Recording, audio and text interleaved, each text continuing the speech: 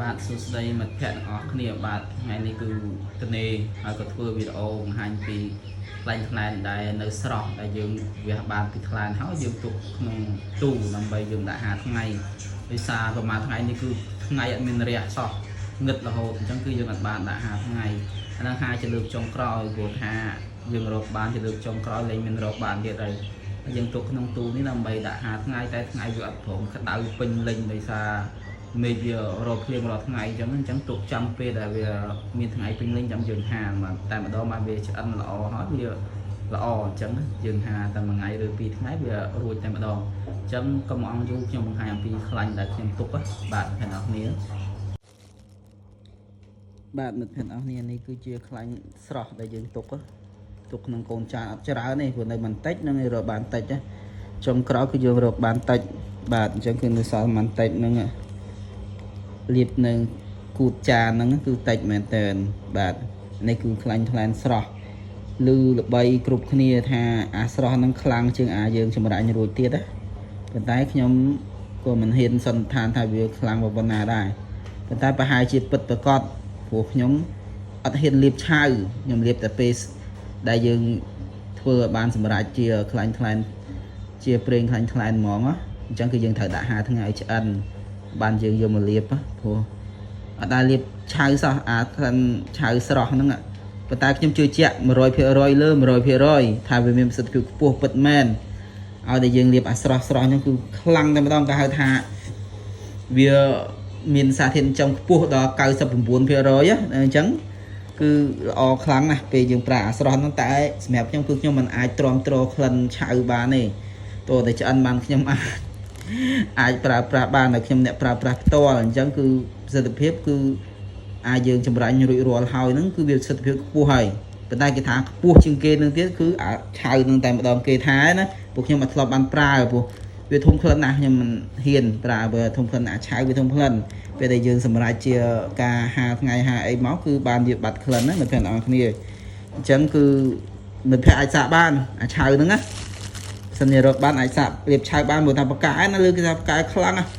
គាត់ទៅលើគេថានេះខ្ញុំអត់ច្បាស់ហើយណាព្រោះខ្ញុំប្រើតែអាសម្រាប់តែអត់ទាន់សម្រាប់អញ្ចឹងអត់ទាន់ដាក់បានប្រើប៉ុន្តែល្អគឺល្អមែនតើហើយបើសិនជាមិត្តភក្តិអស់គ្នាចង់បានអាចម្រាញ់ហើយហ្នឹងគឺមានតែបើអាសតនេះគឺមានតែប៉ុណ្ណឹងទេណាអាសតអត់ទាន់ចម្រាញ់នេះកូនចានហ្នឹងទេនេះបាទហ្នឹងហើយបើសិនចង់បានអាចម្រាញ់មានអាលីសក្បាលកាន់គឺខ្លាំងតែម្ដងហើយបើសិនយើងចែប្រាប់មួយទៀតណាប្រាប់ពីកន្លឹះមួយផ្លែកតែប្រសិទ្ធភាពគឺដឹងតែអូយខ្លាំងមែនតើគឺបើប្រាប់អ្នកនេះអាចយកអាឆៅហ្នឹងមកលីជាមួយសឹកបាកិនបុកវាទៅប៉ុន្តែខ្ញុំវាពិបាកថាយកមកលីសឹកបាកិនហើយយើងនៅតែដាក់ហាថ្ងៃដដែលអញ្ចឹងណាវាពិបាកអញ្ចឹងទេតែបើសិនជាយកមកហើយយើងអាចធ្វើពូតយកមកប្រើហ្មងគឺប្រហែលជាបានប្រសិទ្ធភាពគឺខ្លាំងតែម្ដងប៉ុន្តែមិនច្បាស់ទេព្រោះដោយសារអត់ធ្លាប់ធ្វើតែបើធ្វើគឺធ្វើដាក់ហាថ្ងៃព្រោះយើងដាក់ហាថ្ងៃទៅបើសឹកបាកាន់វាចេញជាតិស្លឹកឡើងខ្មៅអស់តែបើភ្លាមគឺប្រហែលជាពិបាកដែរវាអត់ចេញអញ្ចឹងគឺអត់ទៀងតែបើអាស្រស់គឺក៏អត់ធ្លាប់ដែរអាស្រស់គឺយើងយកមកបុកបើអាស្រស់គឺប្រហែលយើងយកមកបុកហើយយើងមកលាយជាមួយអាខ្លាញ់នេះយើងយកអាស្រស់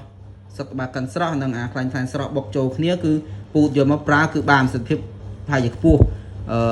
ប្រហែលជាខ្ញុំនឹងសាកល្បងប្រើធ្វើអញ្ចឹងម្ដងមើលប៉ុន្តែគាត់ថាហ្នឹងទុកយូរមិនបានគឺយើងទុកយូររយៈពេលតែ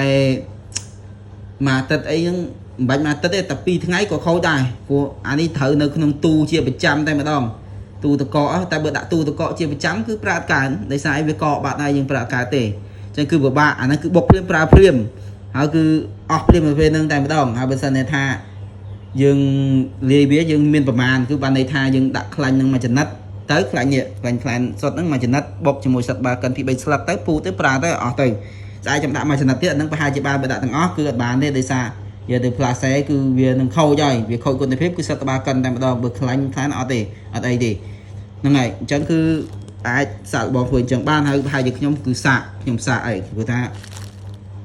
យើងចេះតែរកនៅកលឹះផ្សេងដើម្បីពង្រឹងនៃប្រសិទ្ធភាពរបស់ខ្លាញ់ហ្នឹងអញ្ចឹងគឺខ្ញុំអាចសាកធ្វើសាកបងធ្វើអញ្ចឹងបានប៉ុន្តែបើថាសាកបងអញ្ចឹងហើយខ្ញុំបានជោគជ័យខ្ញុំនឹងប្រាប់ មិត្តភ័ក្តិទាំងអស់គ្នាដែលថាវាបានជោគជ័យ 100% ហើយក៏ប៉ុន្តែដូចខ្ញុំលើកឡើងអញ្ចឹងបើសិនជាយកទៅតួតែរៀបដូចដែលខ្ញុំនិយាយអញ្ចឹងគឺត្រូវតែបុកស្រស់ជាមួយខ្លាញ់ស្រស់ហើយបុកតាបរិមាណឲ្យប្រើក្នុងមួយថ្ងៃទេអញ្ចឹងនៅសល់ប្រហែលទុកក្នុងទូវិញខ្លាញ់ណាហើយបើតែស្រុកក្បាលកិនត្រូវតែបេះ3 4សន្លឹកទេស្អែកឡើងចាំបេះទៀតអញ្ចឹងណាបងប្អូនអញ្ចឹងគឺយើងអាចសាកល្បងបានហើយនេះជារបស់ធម្មជាតិសុទ្ធអញ្ចឹងមិនភ័យបញ្ហាប៉ះពាល់សុខភាពឬក៏អាការៈអីផ្សេងដែលធ្វើឲ្យជាបញ្ហាគឺគ្មានតែម្ដងបងប្អូននេះគឺរបស់សុទ្ធរបស់ធម្មជាតិយើងរកខ្លួនឯងណាចង្ការរកខ្លួនឯងមិនមែនបានដល់ពេញពេញចានទេណាគឺប៉ុណ្ណឹងទេមួយថ្ងៃប៉ុណ្ណឹងឬក៏2 3ថ្ងៃប៉ុណ្ណឹងណាអញ្ចឹងគឺពិបាករកព្រោះសម័យឥឡូវគឺព្រៃព្រឹក្សាអ្នកតាវត្តទាំងឡាយនោះគឺវាចាប់ផ្ដើមអស់រិចរើដោយសារគេធ្វើស្រែចម្ការធ្វើជាកសិដ្ឋានឬក៏តំបន់អីផ្សេងនេះគឺគេធ្វើអីផ្សេងហើយអញ្ចឹងគឺវាអស់ព្រៃអញ្ចឹងអាសត្វនេះកាលណាដែលគ្មានព្រៃគឺដូចជាសម្រាប់វាទាំងរស់ដែរគឺបាត់តែម្ដងមិនដឹងទៅដល់ណាដល់ណីទេអញ្ចឹងគឺសម្រាប់ការប្រើប្រាស់ដូចខ្ញុំ